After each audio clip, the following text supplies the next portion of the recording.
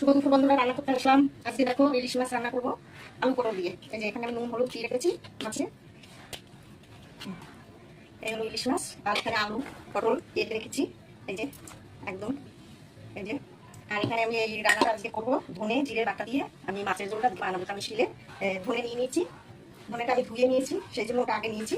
আর এখানে একটু জিরে দিয়ে দিচ্ছি, এই 1.5 চামচের মতন জিরে দিয়ে দিলাম। দিয়ে দেবো দুটো মতন শুকনো লঙ্কা। কোনো মানে গুঁড়ো লঙ্কা করবে না, লঙ্কার গুঁড়ো দেবো না কিচ্ছু। এই দুটো শুকনো লঙ্কা দেবো, আর দুটো দেবো কাঁচা লঙ্কা।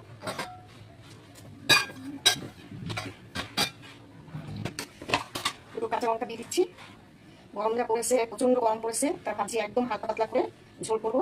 এই যে 3টে কাঁচা লঙ্কা আমি দিয়ে দিলাম। তার ভাবছি এত গরমে আমি একদম রিস্ক করবো না।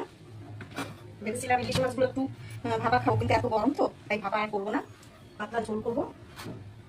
আর ধনেটাও খাওয়া খুব ভালো, সেই কারণে ভাবলাম যে না, সেদিনকে আমি মাছের ঝোল করছিলাম ধনে আর এই জিরে বাটা দিয়ে ইলিশ মাছ, দারুণ খেতে হয়েছে দারুণ বন্ধুরা।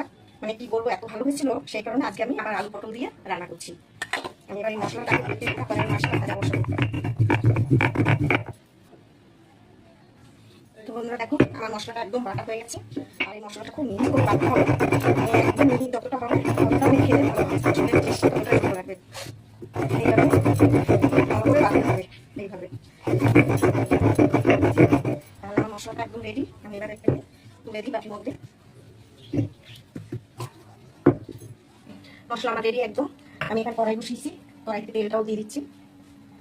মাছটা একদম হালকা করে একটু ভেজে নেবো। ইলিশ মাছটা জানি বন্ধুরা, বেশি একটা ভাজতে নেই, বেশি ভাজলে ইলিশ মাছের টেস্ট নষ্ট হয়ে যায়। সেদিনকে গেলাম বাজারে, তা দিয়ে দেখলাম যে ইলিশ মাছটা দেখতে বেশ ভালোই লাগলো। তা দেখলাম নিলাম ভয়ে ভয়ে, যে ভাবলাম কেমন হবে এখনকার ইলিশ মাছ। সত্যি কথা বলতে এতটা ভালো আর এতটা টেস্টি হয়েছে মাছটা, কি বলবো, দারুণ টেস্ট।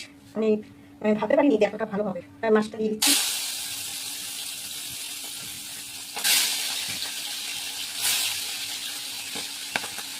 টাকাটাও দিয়ে দিলাম, মন খাওয়া মতো সেরকম মাছটা দিয়ে খাওয়ার মতো কোনো সবজি নেই। ভাবছিলাম যে একটু অন্য কিছু খাবো, কিন্তু ভালো লাগছে না, এত গরম, গরমের সব কিছু নষ্ট হয়ে যাচ্ছে মাথাটা। যদি ঠান্ডা করে তখন দেখে সব কিছু রান্না করতেও ভালো লাগে, খেতেও ভালো লাগে। এতে কোনো কিছু খেতেও ইচ্ছে করে না, এটা খিদে লাগে তাই খাই, কিন্তু একদম কোনো ইচ্ছে নেই খাবার।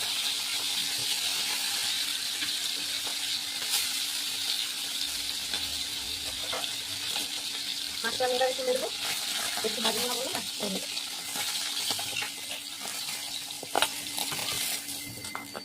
এইভাবে এই মাথাটাও দিয়ে দিচ্ছি।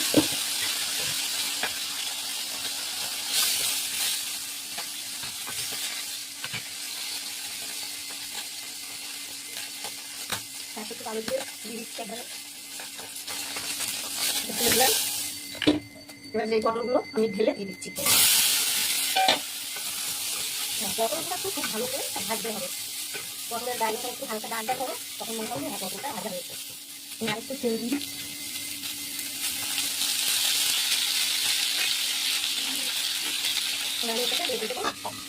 তো পটলটা একদম ভাজা হয়ে গেছে দেখো। এই পটলটা আমি এই আলুটা আগে ভাজা হয়ে গেছে বলে আমি তুলে রেখেছি, এটা দিয়ে দিচ্ছি। আর এখানে যে ধনে জিরে লঙ্কা রেখেছি, এটা আমি দিয়ে দেবো।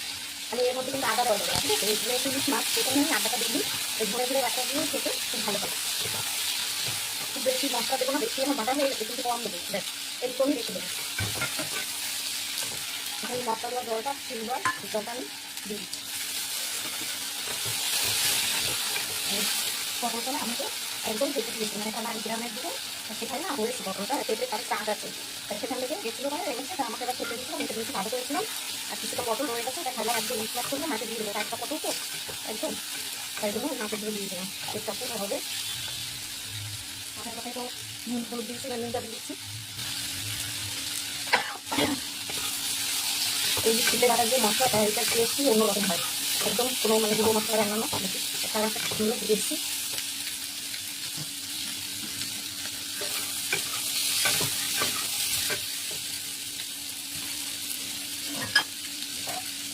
এবার আমি জল দিব, পাতলা ঝোল করে সেটা আমি জলটা মিশে দিলাম।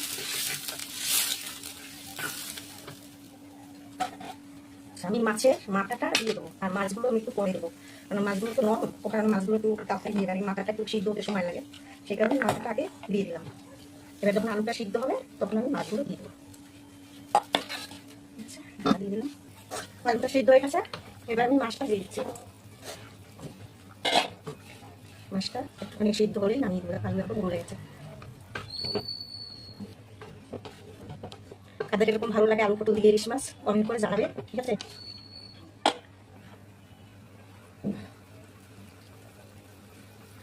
একটু ঢেকে দিই।